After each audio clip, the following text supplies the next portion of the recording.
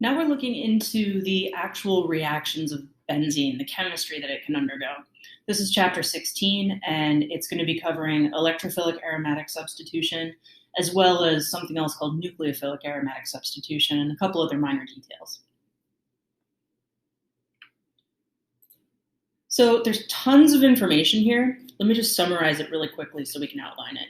The whole basis of this is aromatics are very stable. So their reactions are a little different than anything we've seen up to this point. They don't undergo addition very well. They're very stable. They've got the right number of pi electrons. They've got a conjugated system, so they don't want to add anything to that to break up the system, right? And then the three types of reactions we're going to look at are electrophilic aromatic substitution, which is called EAS sometimes, nucleophilic aromatic substitution, which is NAS, and then oxidation and reduction reactions. So under the electrophilic aromatic substitution, we're going to look at the different categories of halogenation, nitration, sulfonation, and then two reactions named after Friedel Crafts called alkylation and acylation. So even though there's a big information dump here, this is pretty much all the major topics. So let's remind ourselves why benzene is not very ready to react in an addition reaction. It has this cyclic conjugated system with an amount of pi electrons that obeys Huckel's rule. Remember, Huckel's rule is 4n plus 2, where n is any whole number or 0, right?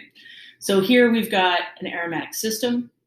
If you were to add something across one of these double bonds, you would have an addition reaction and it would suddenly not be aromatic anymore.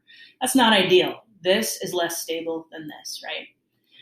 So what we do see is benzene can undergo a substitution reaction, and specifically one of the main ones is an electrophilic aromatic substitution, where an electrophile takes the place of a hydrogen.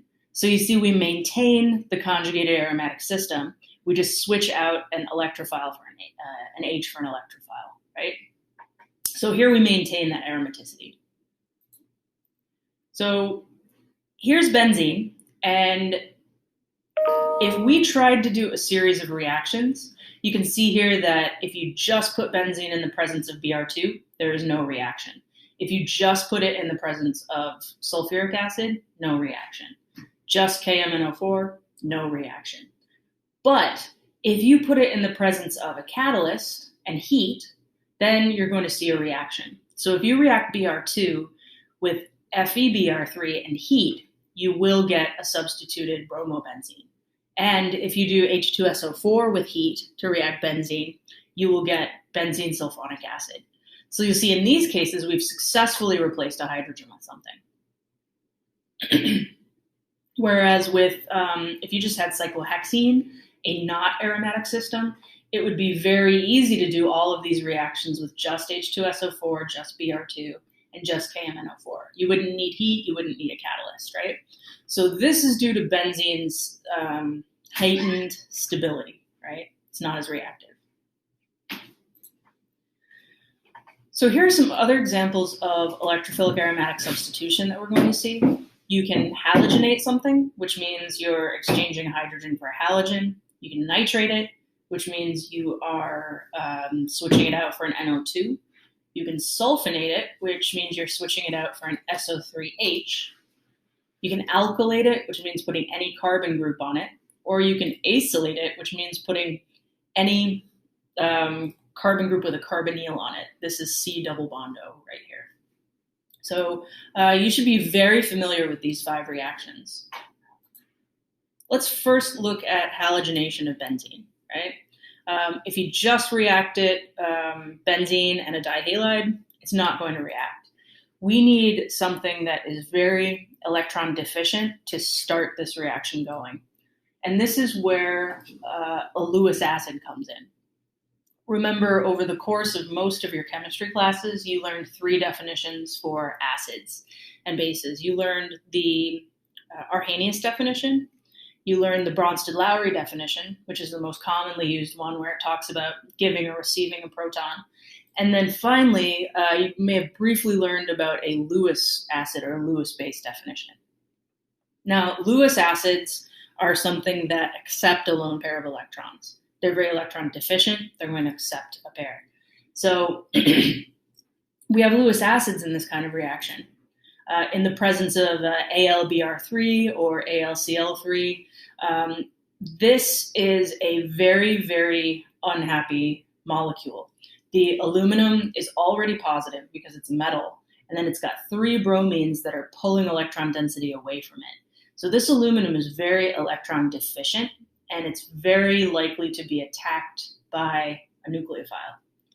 So we start this reaction, we use something like AlBr2 to activate the halogen and make it want to react with the benzene. So the first step that happens in halogenation of benzene is if you've got Br2 and AlBr3, the Br2 attacks the aluminum of the AlBr3. So notice that this attack occurs, and then we get this activated complex. This activated complex then makes the bromine very, very reactive, right? This is very unhappy. You never see a positive bromine. That's absolutely bizarre. So that opens up this bromine for attack by a nucleophile. And what do we know makes a really good nucleophile? A double bond, right? We've seen in the alkene chapter that double bonds can attack things with positive charges or positive dipoles, anything that's electron deficient, right?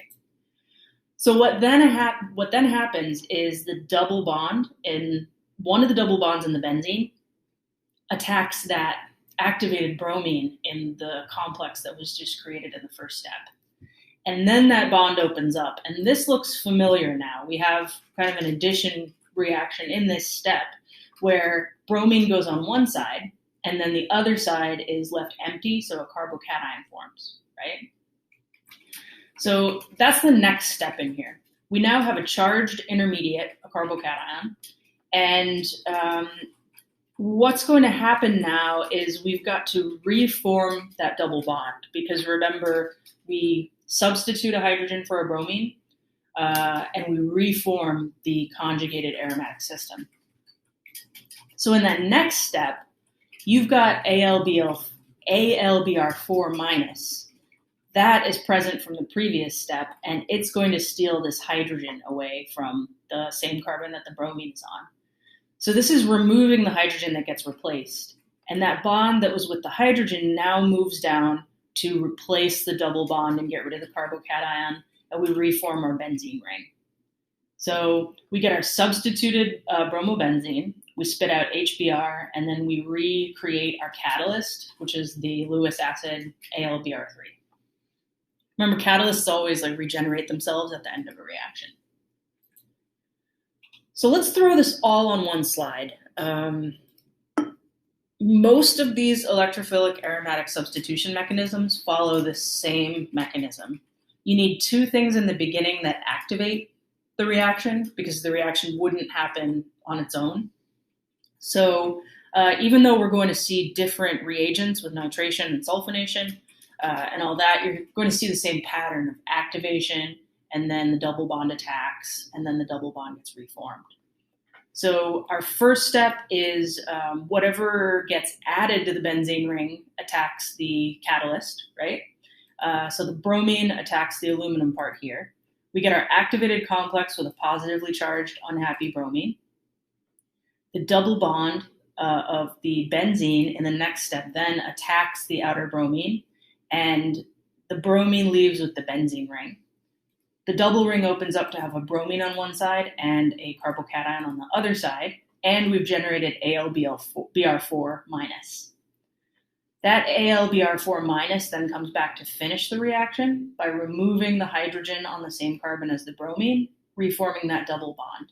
And we get our new substituted product, and we regenerate our catalyst in the process. So that's the gist of all the EAS mechanisms that we're going to be seeing. Slight variations on that. Let's now look at nitration of benzene. So here, instead of replacing a hydrogen with a bromine, we are replacing it with an NO2.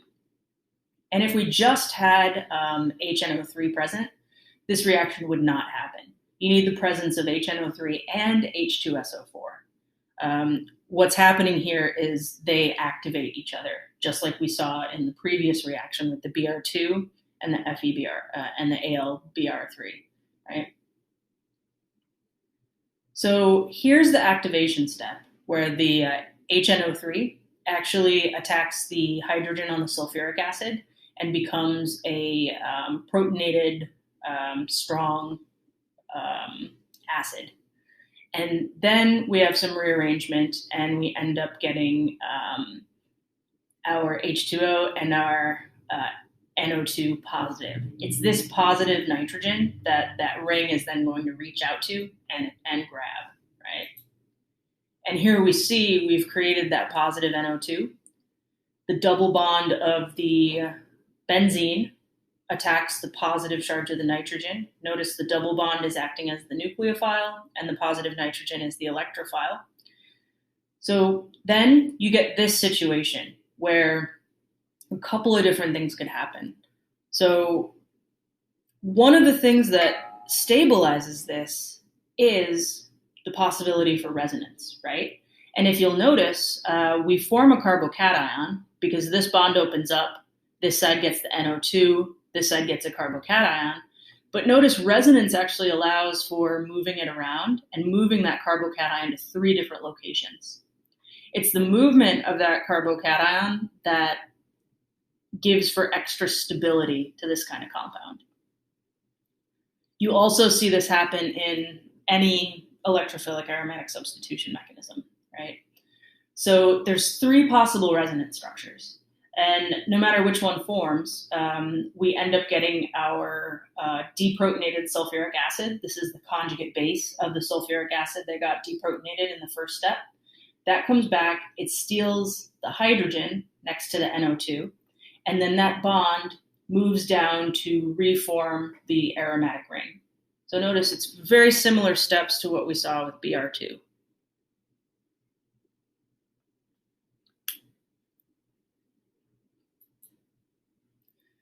Now let's look at sulfonation of benzene. I'm just going to go through a long list of reactions, so take a break anytime you need it.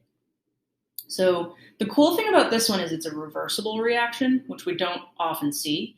And what we do with this is we take benzene, we react it with SO3 and H2SO4. And again, we get this activation step between these two.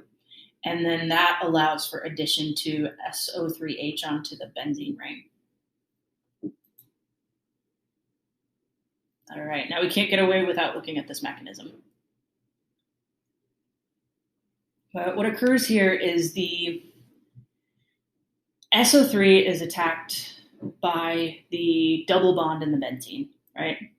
We see the double bond of the benzene act as the nucleophile. This sulfur has 3 oxygens on it, so it is very negatively charged. It is very positively charged in terms of a dipole because we've got all these electronegative elements pulling away from the sulfur. So the sulfur is attacked, and we end up putting the SO3 on one side, and a carbocation forms on the other side of the double bond. You can get resonance rearrangement to stabilize it. Notice the double bonds just jump around and the carbocation is located at different positions in each resonance form. And then the final step is pretty funky. This SO3 has a negative charge to it, and it reaches over to the hydrogen that is bonded to the same carbon. It takes the hydrogen with it, and then that bond reforms to fix the aromatic ring and get rid of the carbocation. So that is how we generate the sulfonated benzene. So notice this mechanism is similar. It's just instead of something extra outside the molecule coming in to remove the proton, it's actually the SO3 group that does it. And if you want to reverse this sulfonation, you just have to put it in the presence of water, heat, and H2SO4, and you will end up ripping off that SO3H group and putting the H back on.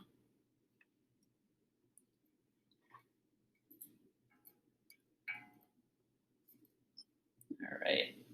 So I want you to think about these three questions. I want you to figure out what are the required reagents for this reaction here, what are the products for number 2, and I want you to answer why is it important that the nitration of benzene by nitric acid occurs in sulfuric acid. Pause this and try that now. All right, so let's go over these. This first one is sulfonation. So we're going to need SO3 and fuming H2SO4. That's going to provide this substitution right here. And then if we were doing sulfonated benzene and we treated it with water, heat, and H2SO4, that is reverse sulfonation, so we get benzene.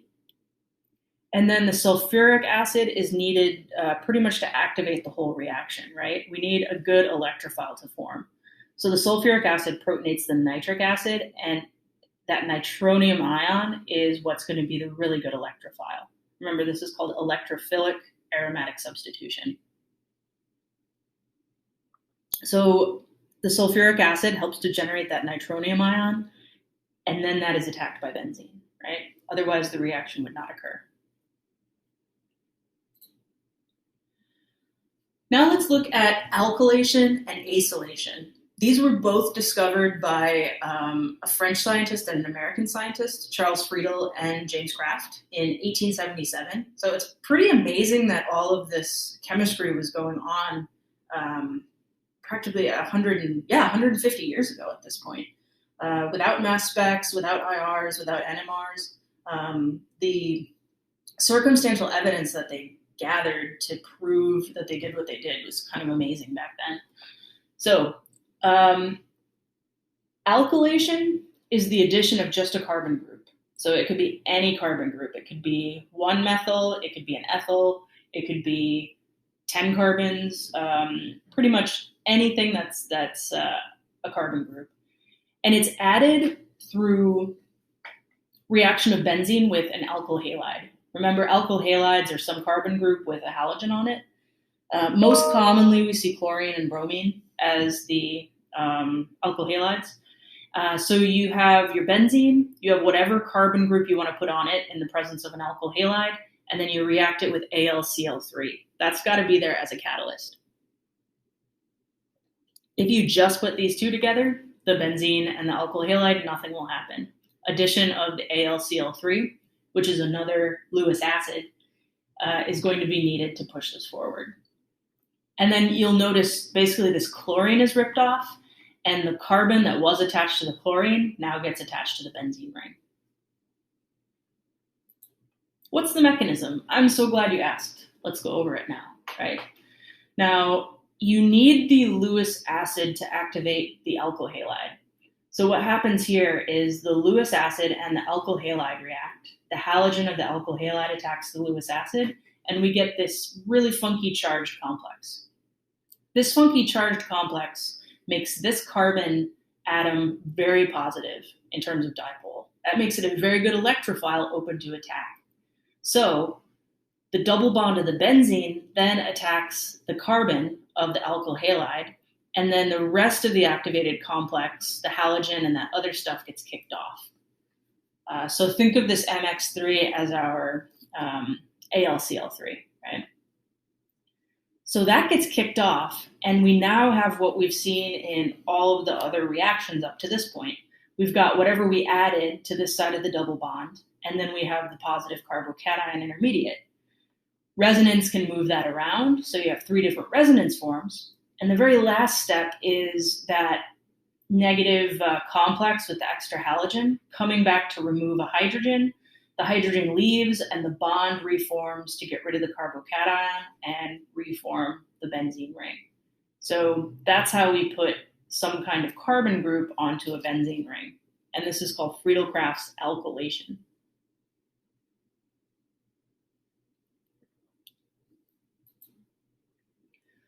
So it won't work with deactivated rings. What is a deactivated ring? We're going to get into that in more detail later. But what you need to know at this point is certain groups on a ring will make it less reactive. And if you've got one of those groups that deactivates the ring, you're not going to see Friedel-Crafts work.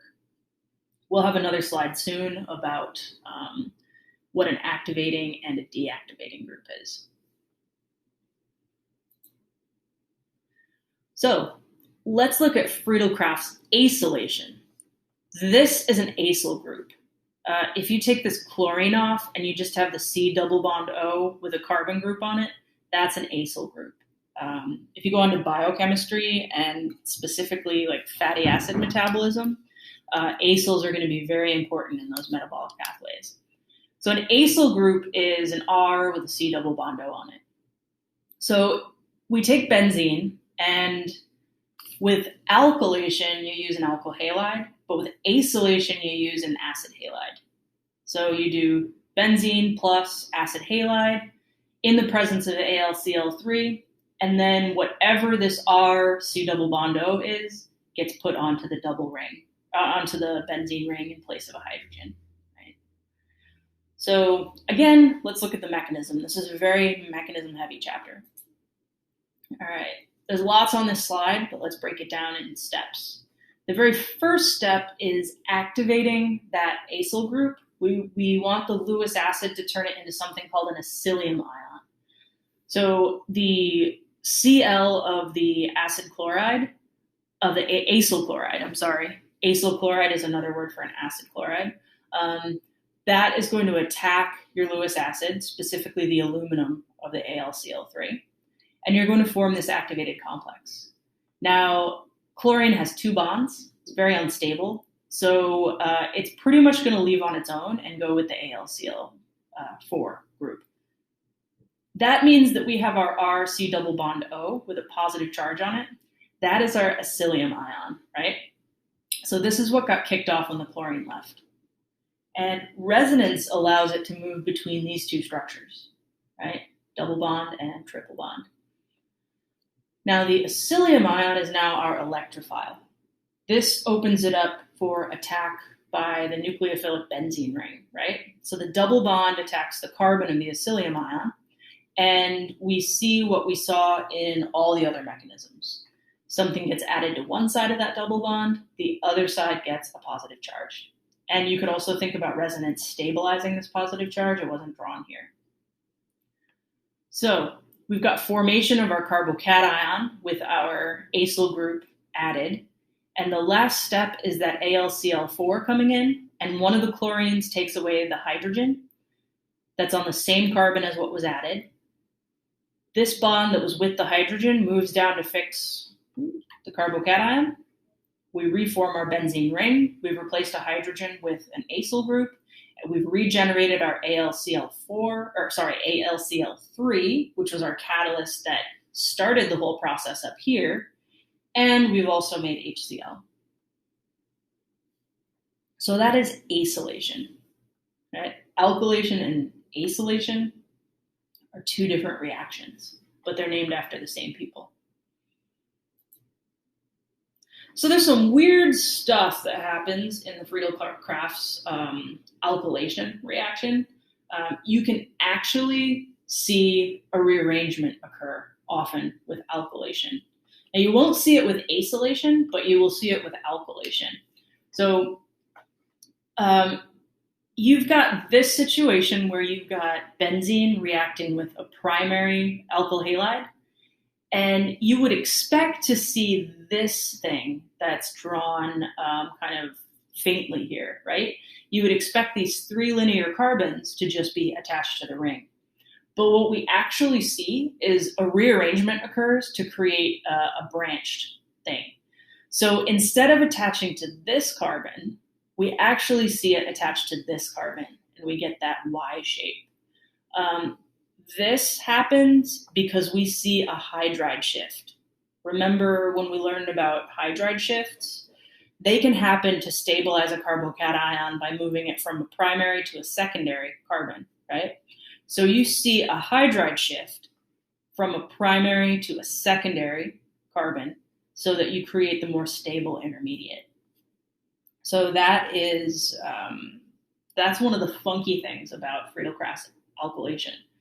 Rearrangements can occur, which give you the not so expected product.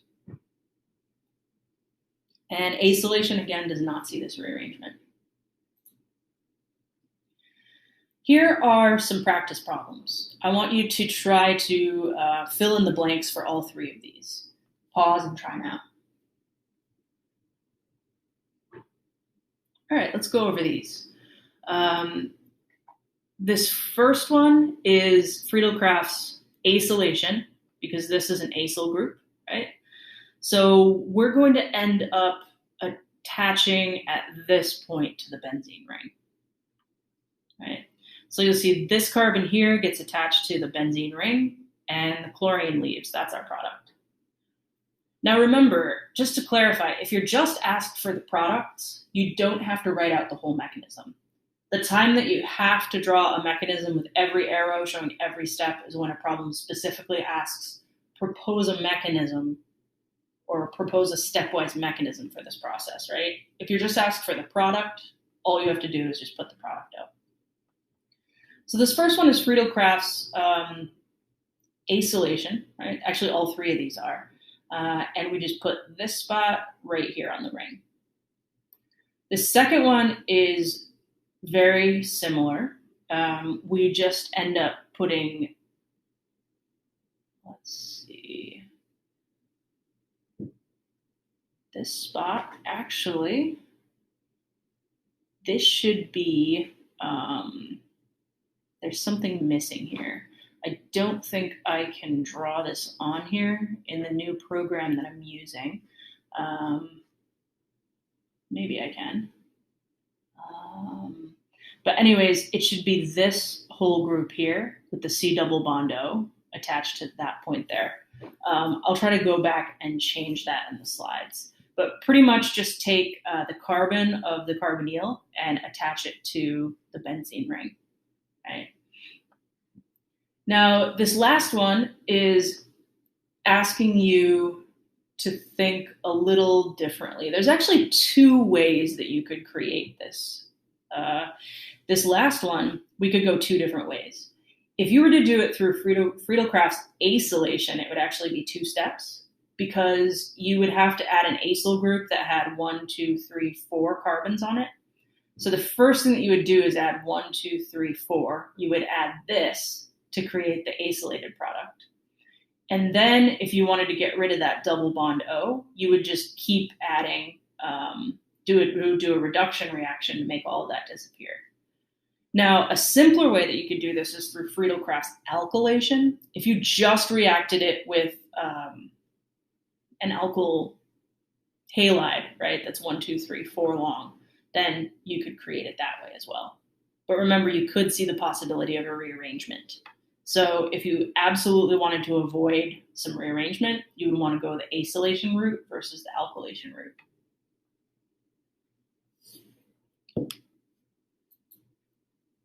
All right. Now, remember earlier I said that there are activating groups and deactivating groups. The idea of this is benzene is not very reactive, right? Because of that evenly spaced out electron density.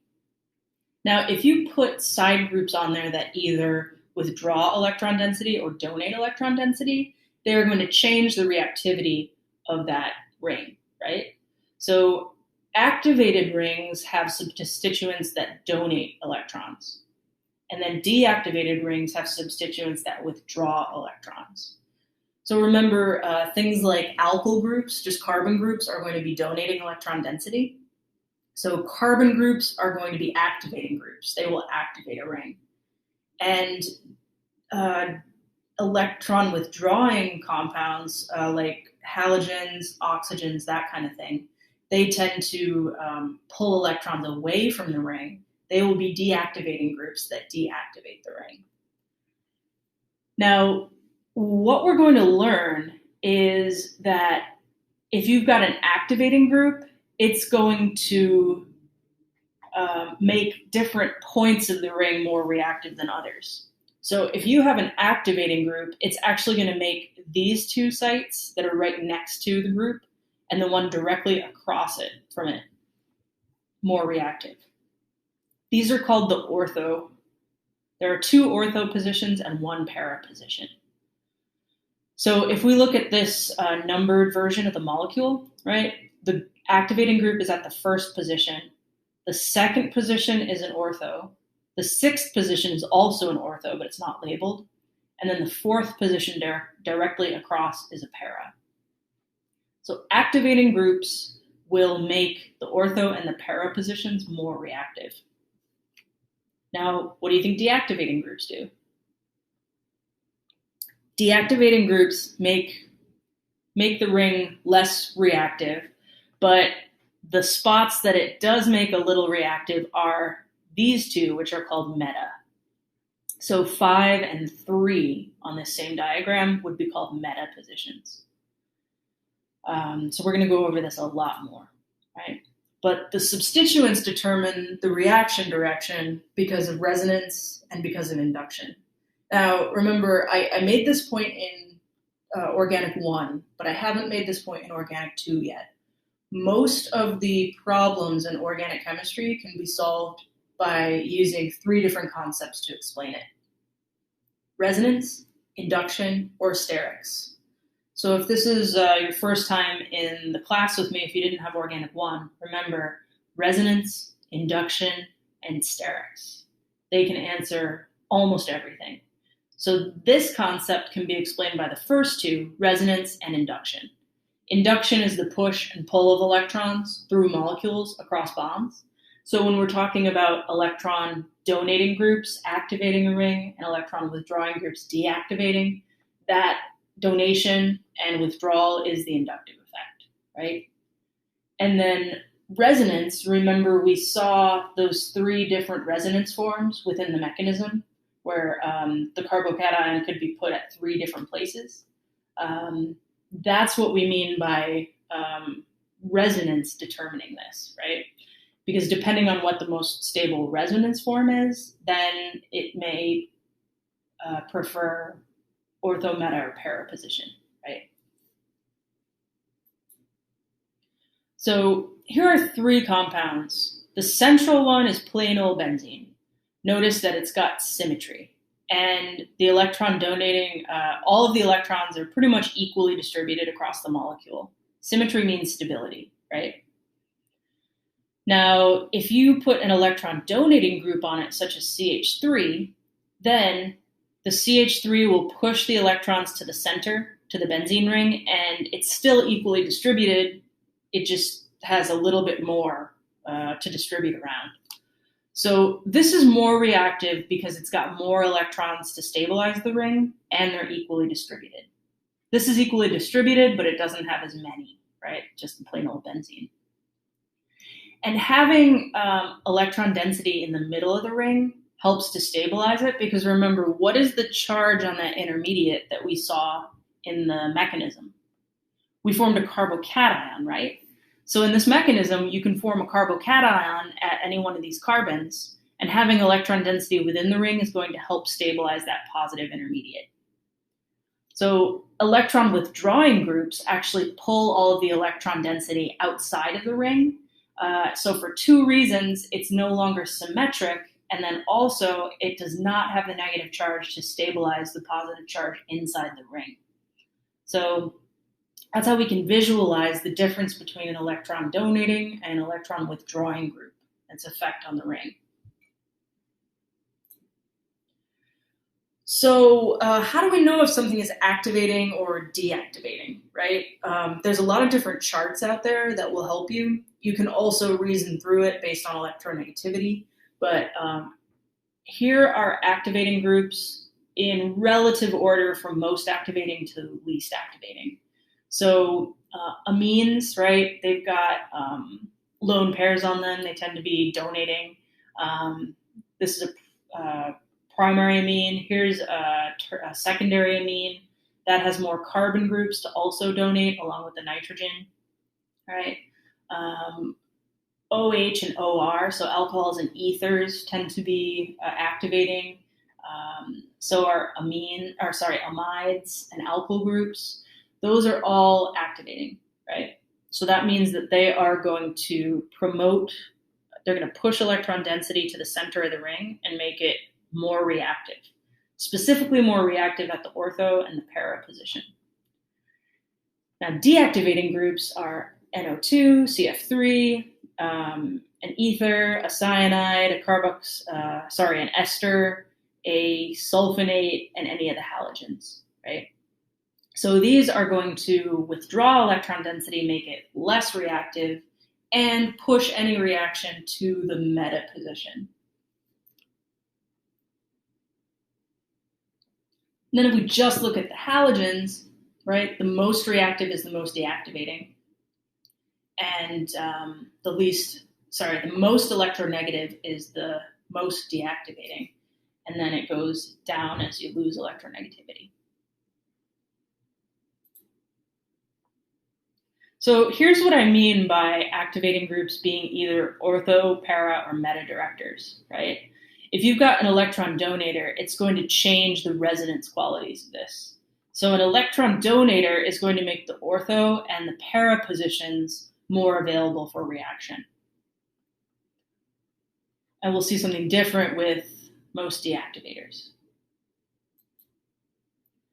Deactivating groups really select for the meta position because they're going to be doing something a little electron withdrawing. They pull away from the ring, and you're going to see that meta is just there for more reactivity.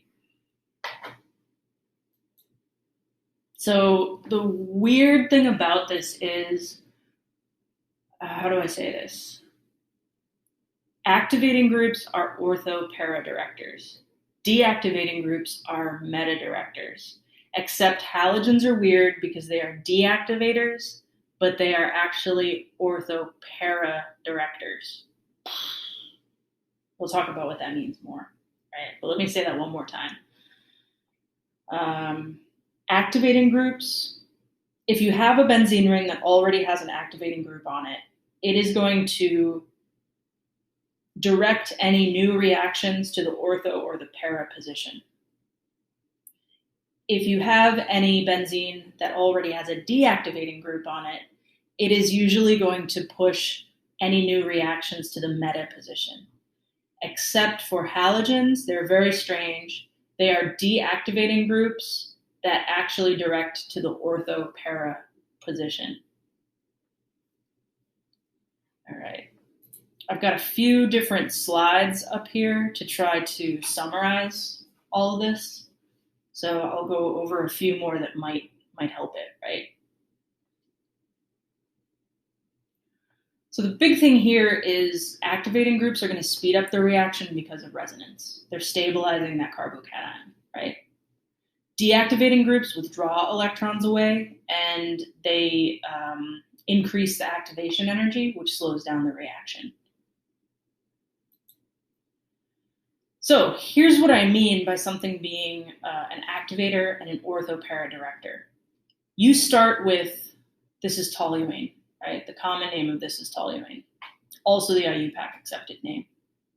You are going to nitrate this toluene, right? So you take this, you react it with HNO3 and H2SO4. So you should recognize that these two reagents are going to put an NO2 ring, an NO2 group somewhere on the ring, right? And we've got three possibilities, right? We could put an NO2 group directly next to the methyl. We could put it 2 carbons away, or we could put it directly across.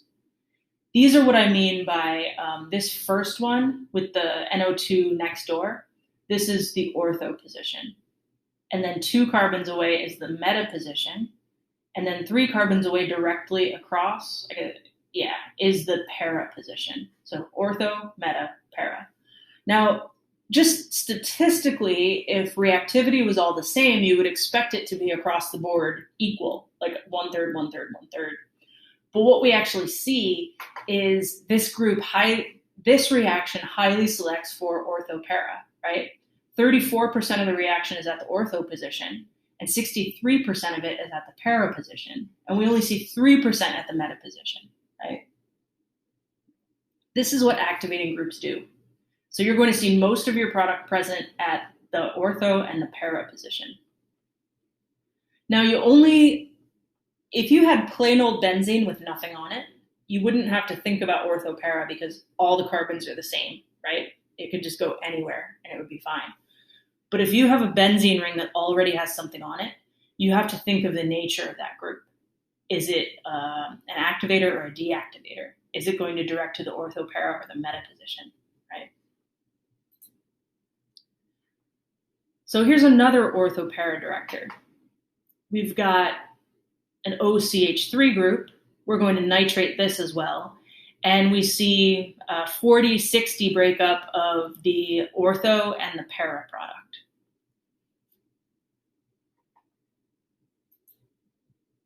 Now let's look at meta directors, right? Here is a deactivator that is a meta director. So we have a benzene ring and it already has something on it.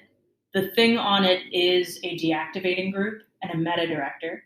So whatever reaction occurs is going to push the product to the meta position. Now we're reacting it with Br2 and FeBr3, which are good reagents for bromination, right? So we see that the product puts a bromine at the meta position. And there's actually two meta positions. There's one here, and then there's also one directly across here, right? So that symmetry gives you, there are two different meta positions, there are two different ortho positions, there is only one para position, right? So that's what a deactivator is going to do, meta director. So you'll notice as we're learning these benzene reactions, there are a few things that you're going to have to do. If I asked you to predict the product for a reaction like this, if I just gave you the starting material and the Br2 and the FeBr3, you would have to think to yourself, you would have to know a few things. You would have to know, what do these reagents do? You would have to make the connection that Br2 and FeBr3 will brominate an aromatic ring. And then you have to notice, okay, there's already something on this ring. Is it an orthopara director or is it a meta director? So there's multiple layers to these questions. All right. So halogens are this weird case where they are deactivators, but they direct to orthopara. This is because they pull electron density away, but they also donate resonance to the ring. So it's this weird, kind of contradicts itself, right? The halogens contradict themselves.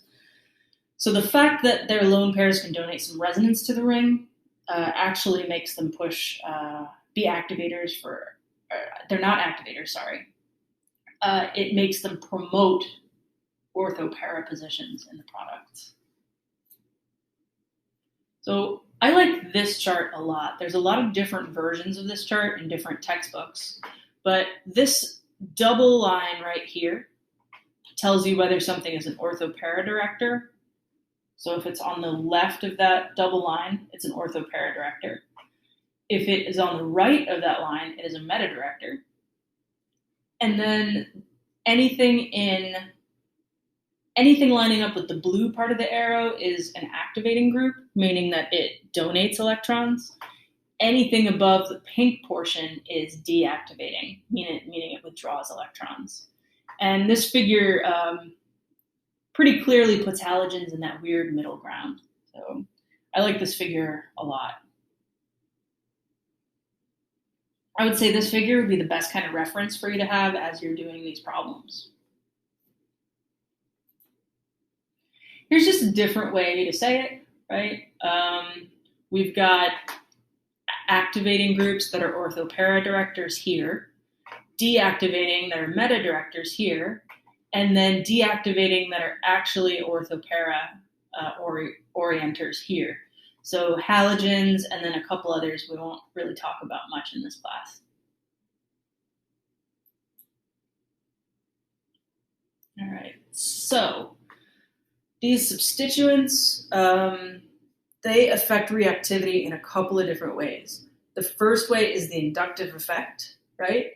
And then the second way is because the conjugation allows for this resonance stabilization, right? So induction and resonance are huge players in this chapter. All right, let's practice now. What is the product of this reaction?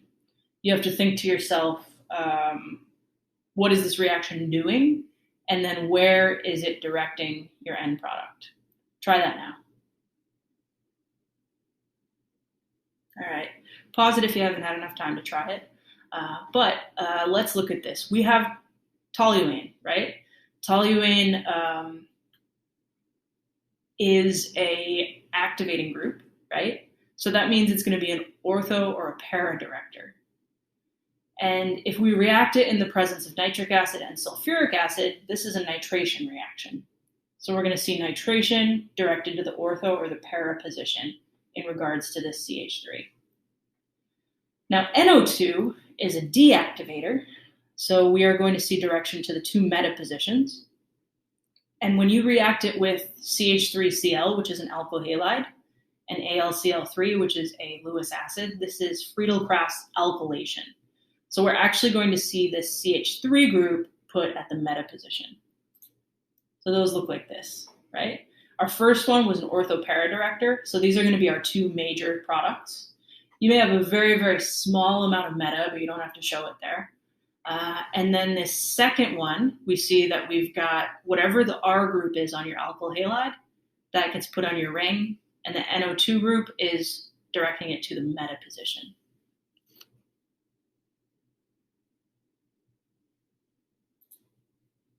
All right, now stuff's gonna get weird. All right, try substituted benzene reactions. So up to this point, we thought if there is one thing on there and it's directing to the ortho-para position, then this is what happens. But what if you've got two things on a ring, right? What if you've got two different things and one is directing to the ortho-para position and the other is directing to the meta position, right? What's going to happen? Also, they direct in regards to themselves. So if we look at this first position, this first molecule under the antagonistic or non-cooperative, this D would be directing to ortho-para. So for the very first D, ortho would be here and para would be here, right? But the second D is at a different location and it has its own ortho-para. So ortho would be here, which is blocked by the first D, and here, which is right next to it, and then directly across. But the weird thing is the ortho-para for the second D is actually the meta position for this D. So that can be very confusing, right? So you can see things where you've got an antagonistic thing where they're not cooperating, they're directing to two different places. Or you can see a reinforcing effect where they both direct to the same position.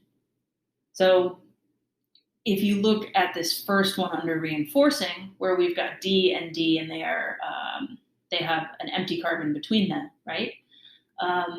The first D is directing to the ortho and the para position, right? And it just so happens the second D is directing to its ortho position, which is the first D's para position. And it's directing to the para, which is the first D's ortho position. So that's what I mean by these are reinforcing each other cooperatively, right? So these can be a little confusing, and you've got to think about how the two groups are influencing where they're directing on the ring. Right? Here's a bunch of different examples. So this slide 1 through 3 shows you similar directing groups where they've got a meta relationship to each other. And then the 4 through 6, the last three, are actually showing you opposing relationships, right? So they're oppositely directing and they have an ortho-para relationship.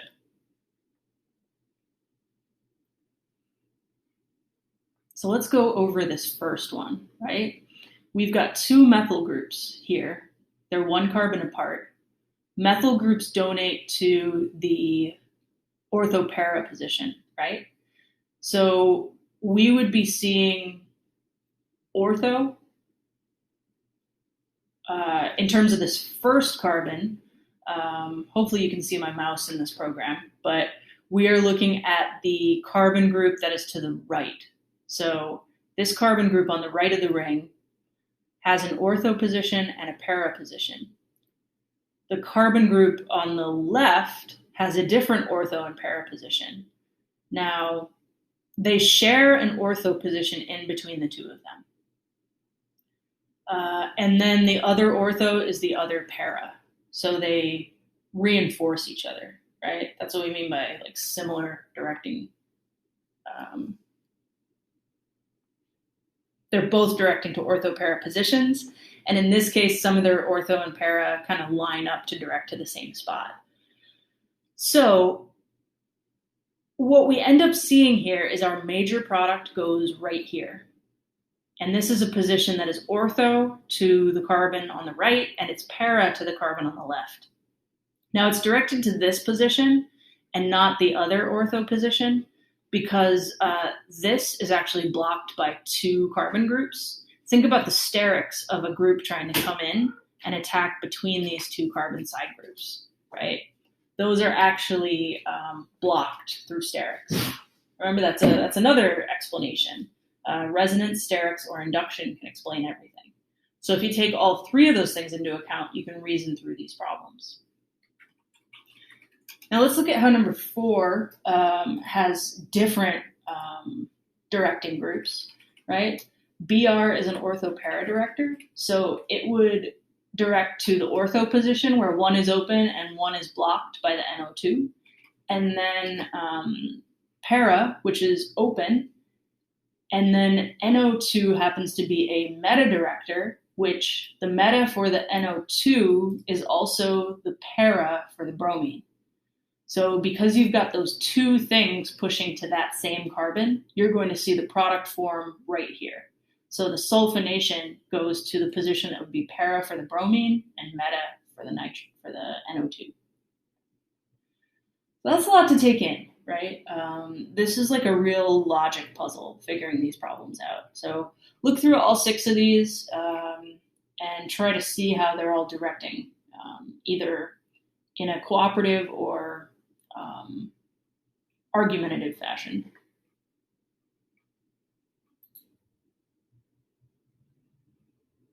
All right. So actually, that's a good thing, differentiation, I should say. This first slide shows where they actually cooperate with each other.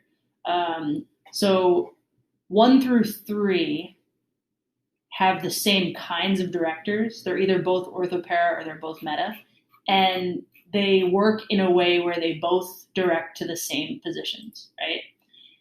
4 through 6 have different directors. You've got an ortho-para and a meta director, but they both direct to the same positions.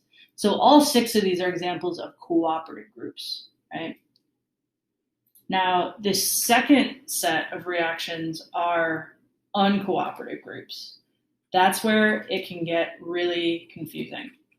So you've got to look more closely and you've got to figure out how to make your decision here.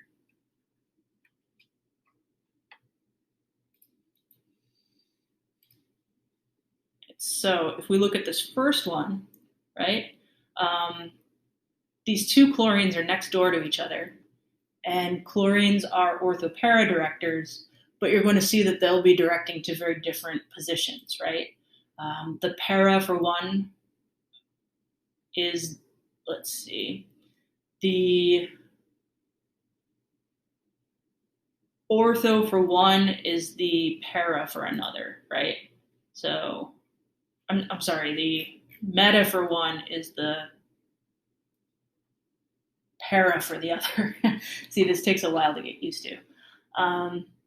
So you'll see we've got groups directing to this position, this position, this position, and this position. Basically all 4 of the open carbons. So you have to ask yourself, where is it going to go? You got to sit down and ask yourself, all right, are any of the positions sterically blocked? Are any of the positions like double directed? And it's actually this position here, which is ortho to the top, no, I'm sorry, it's meta to the top carbon and it's para to the bottom carbon. That is actually where two groups direct to the same place. So that would end up being your position there, right?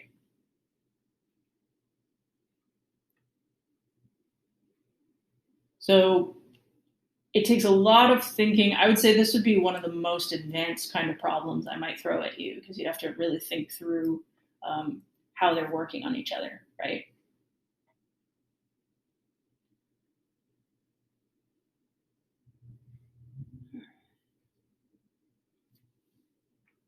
Let's also look at number 3, right? We've got these groups opposite of each other, and they are both alkyl groups, so they're both going to be orthopara directors.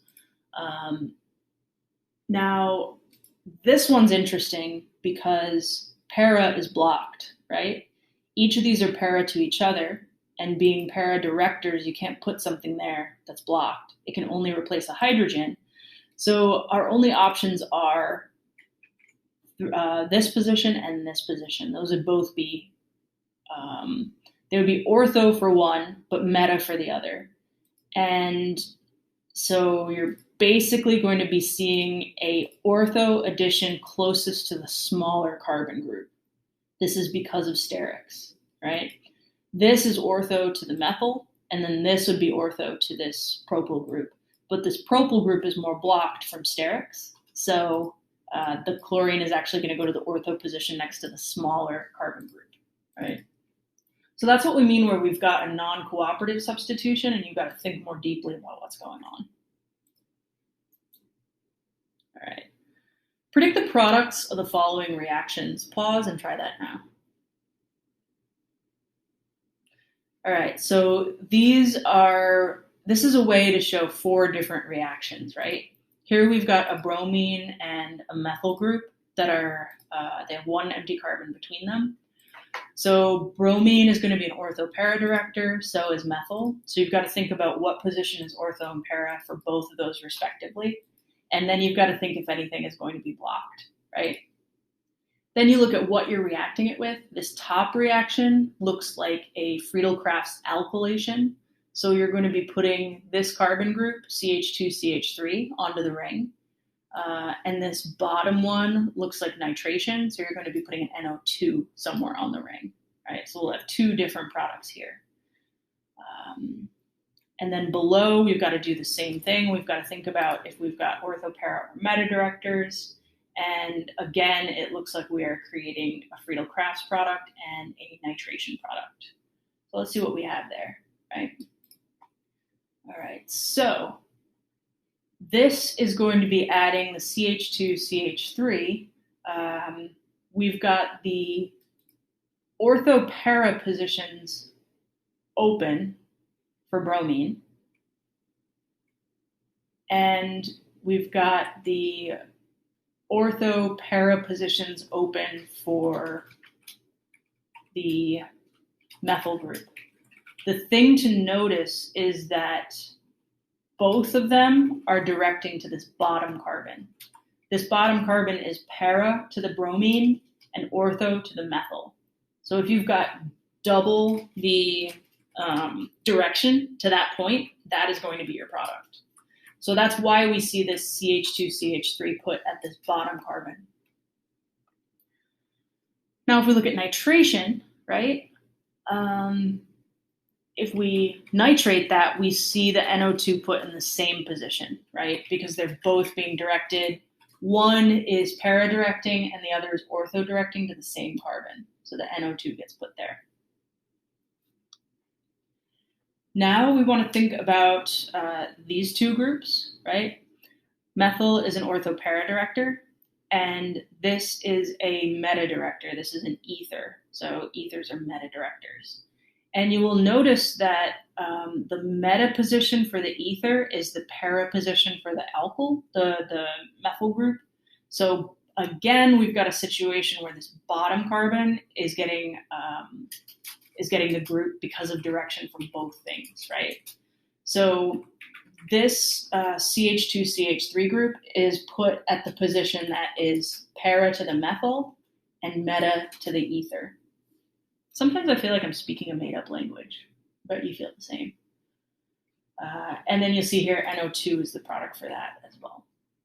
So that's how you can reason through a tri-substituted ring.